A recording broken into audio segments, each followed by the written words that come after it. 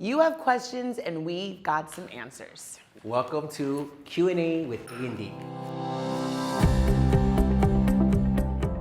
All right, Desiree, is there such a thing as overstyling? Oh, yes, honey. Yes, there is, Alex. What is overstyling? What is overstyling? What is style? If we just like bring it back to that, what is style and how is it personal, right? Picture this, right? You're at the social and simple crossbody lead. So actually not even crossbody lead, you're in a closed position with somebody. And all of a sudden, their hands start going into hocus pocus land, and then the Harry Potter spells start kicking in, and then they're just wandering and doing a spell on you, and then they dropped it on the floor, and now they did the splits by themselves, and that would be team too much, right? So overselling to me is the team too much. Now, we get this question a lot. I get this question a lot as a follow about when are you able to style? And my answer to that is that my style is me. I am my style, right?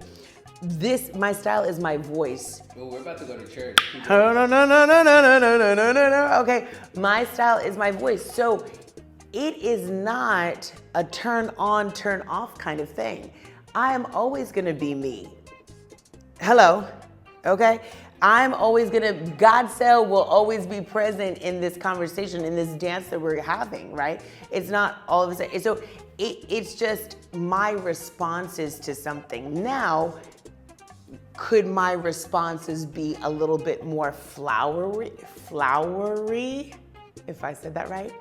A little bit more floral, if I could say that word, right? Are they a little bit more zhuzhed up in the moment? Sure, or could they be a little bit turned down? But what does that look like kinesthetically, right? Am I utilizing my entire body? Do I use my head? Am I using my shoulders? Am I using my elbows and my wrists? Am I using more of my footwork? Am I focused on my hip movement there? All of those are things that are options that are available to me.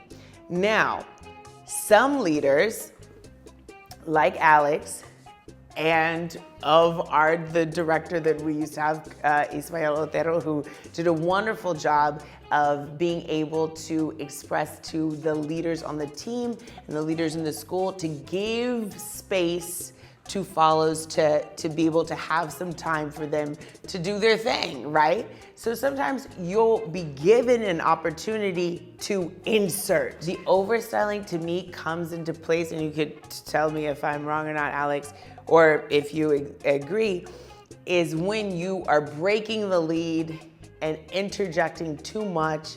What is interjecting too much? You're breaking the lead and it's not enjoyable. Overstyling. I think keyword here is when.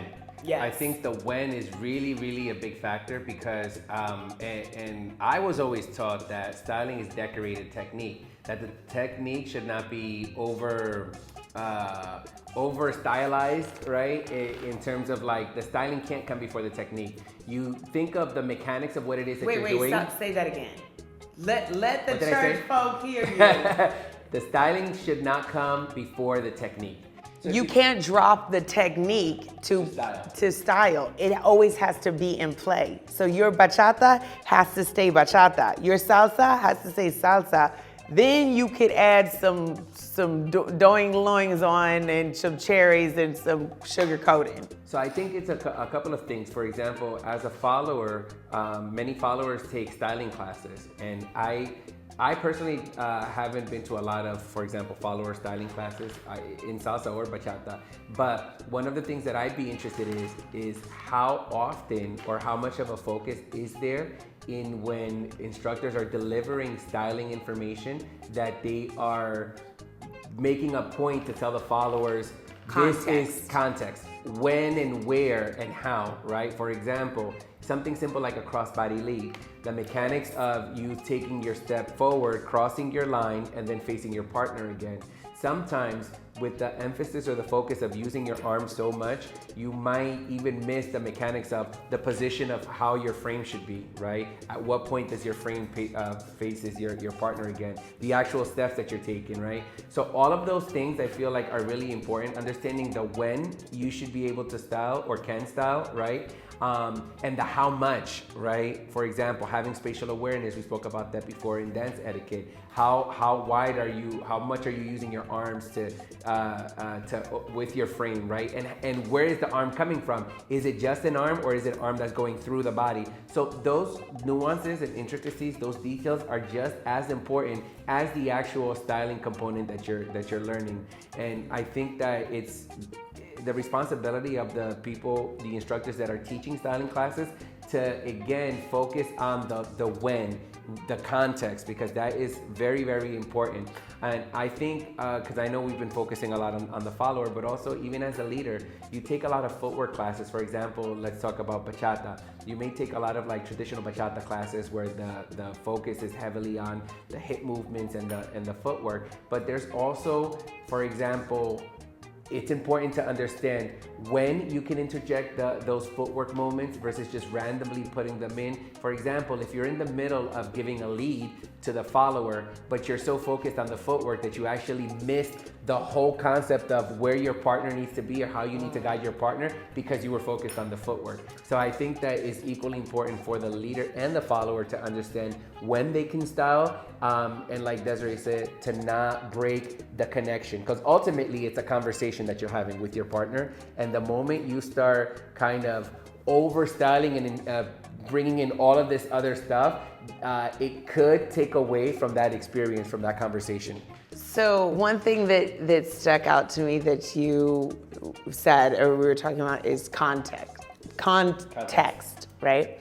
Now, if you're trying to, again, insert something into the sentence that doesn't have anything to do with the conversation, there was nothing that led you to do that or after, that's when I see those students are taking those styling classes and they don't know where to put what.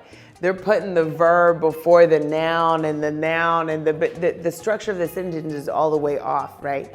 So, and then sometimes in that way, I look and I see it and I'm like, that just really looks inauthentic. It doesn't look authentic to you because it looks like all of a sudden you just did this random thing, and there was no build up. The energy wasn't even going in that direction. So, and that's also with styling choices, right? It's like, yeah, you could color the duck any kind of color, but why did you choose that color, right?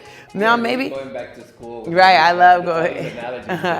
But honestly, and sometimes when, you know, people, again, when we talk about fusion and like inserting different types of dances, you're like, why would you bring that in right there?